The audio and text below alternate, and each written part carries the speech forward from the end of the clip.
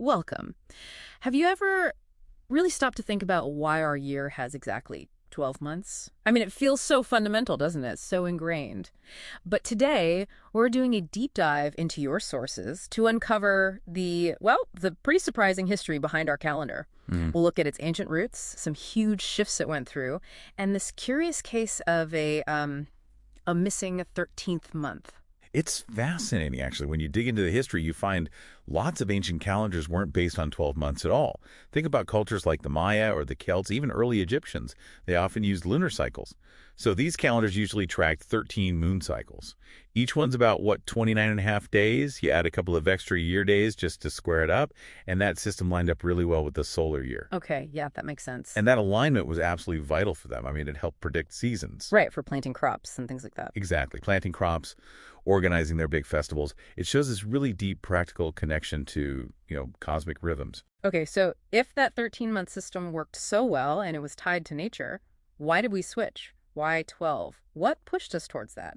Because that's where it starts getting really interesting, right? The Romans. You hit it right there. It's quite a contrast. Those early Roman calendars, honestly, they were a mess. They started with 10 months, then added 2, but they were often manipulated. Pontiffs would adjust them for political gain. Oh, really? So it wasn't just about tracking time? Not always. Imagine trying to run an empire when your calendar keeps drifting. Scheduling festivals, taxes, military plans. It was chaotic. That's the problem Julius Caesar tackled. In 46 BC, he brought in the Julian calendar. Big change. It was a solar calendar, fixed the year at 365 days, and crucially, introduced the leap year every 4 years. That move really standardized the 12-month system we mostly use today. It brought predictability, which was vital.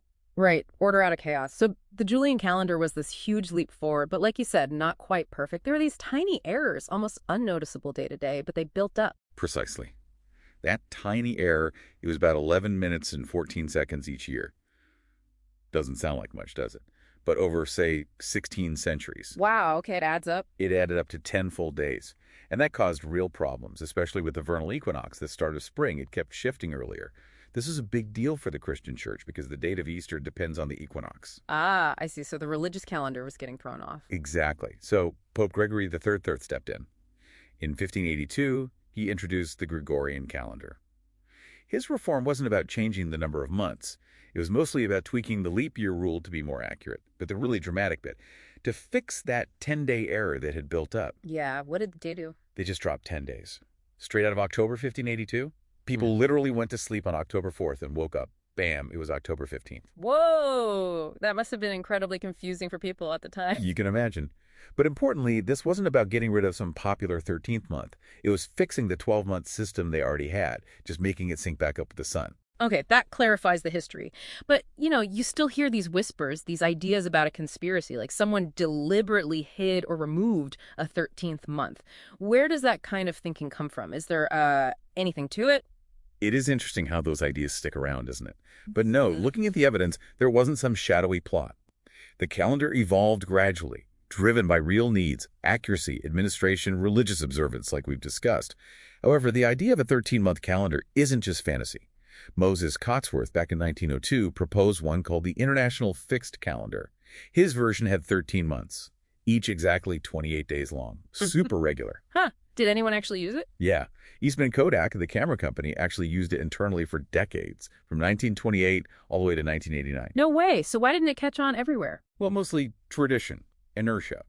People were used to the Gregorian calendar. Plus, there were religious objections to having fixed weekdays every year. It wasn't a conspiracy, just resistance to change.